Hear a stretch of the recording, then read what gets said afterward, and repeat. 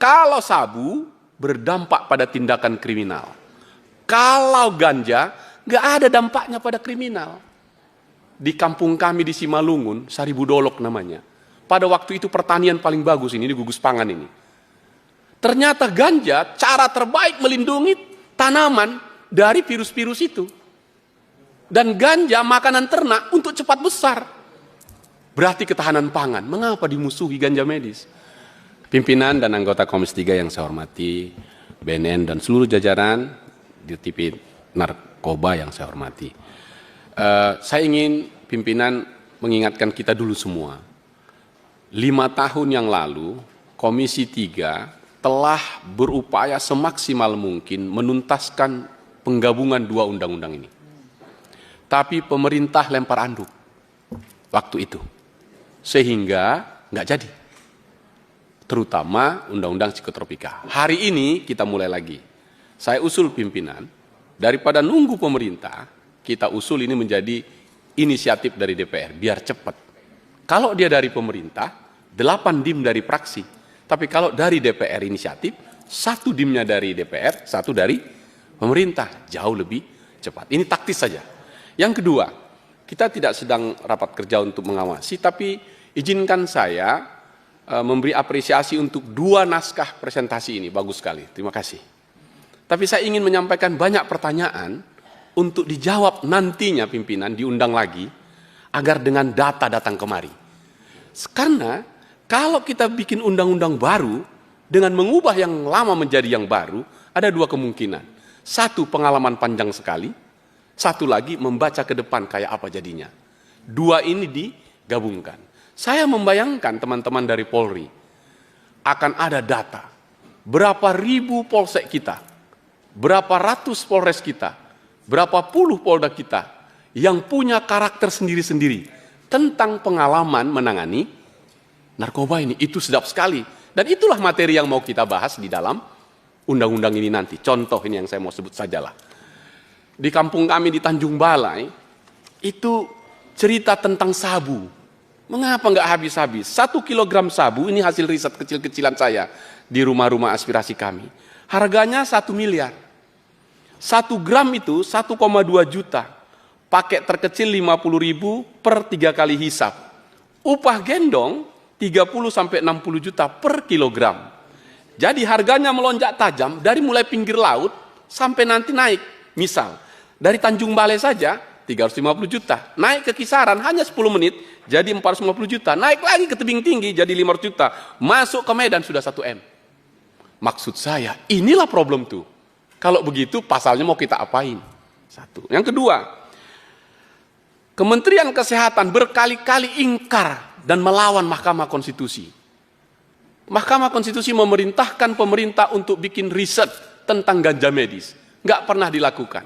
Seingat saya, Pak Setio, BNN pernah mengatakan di sini, kami sedang melakukan riset itu. Kita tunggu risetnya, ganja medis itu. Karena itu jadi soal di sini.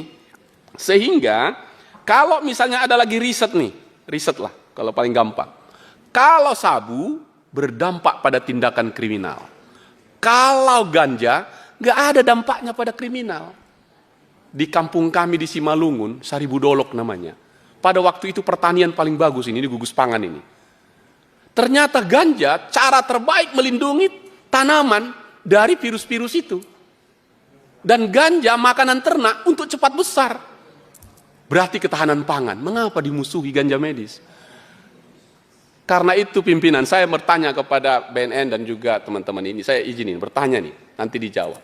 Apakah Anda setuju dengan usulan saya? Kita bentuk kawasan ekonomi khusus ganja medis Indonesia. Kan yang dilarang kan peredaran gelapnya. Kalau begitu ya kita buat peredaran terang. Dari puluhan ribu pulau di Indonesia, ambil aja 10. Cukup di situ semua, di situ rehabilitasinya semua di situ. Wah, kalau itu terjadi keren itu. Nah, saya nanti bertanya aja itu, memancing aja, kira-kira setuju nggak itu? Sehingga hasilnya nanti kayak Kakor Lantas, 88% balik ke kegiatannya, 12% kembali ke APBN. Supaya anggaran yang tadi kami persoalkan ini nggak lagi jadi masalah, tapi jangan dijual di Indonesia, kan kira-kira begitu. Ini pertanyaan saya, apakah ada risetnya? Daripada kita mencari soal-soal itu. Riset-riset itu penting. Ketiga, ini pertanyaan lagi. Apa benar menurut pengalaman Bapak-Bapak, ini kan user ini, apakah benar bahwa untuk menentukan pemakai, pengguna, dan seterusnya, yang sekarang ini masih bisa kita pakai? Menurut saya enggak. Satu saja bedanya, satu kaya raya, satu miskin. Jadi yang kaya raya itu yang ditangkap, yang disebut tadi oleh Bang Natsir Jamil. Jadi yang megang, yang ngedar, yang kecil-kecil itu, dia adalah korban semuanya. Sedangkan tadi bandar yang ditangkap di Malaysia tadi itu, itulah bandarnya. Kalau untuk narkoba Malaysia, saya tetap akan katakan ganyang narkoba Malaysia. Karena itu yang mau masuk ke kampung kami di Sumatera Utara. Jadi jangan tanggung-tanggung tentang itu. Jadi pertanyaannya adalah, ini undang-undang kita mau kita ubah ini, apakah itu lagi?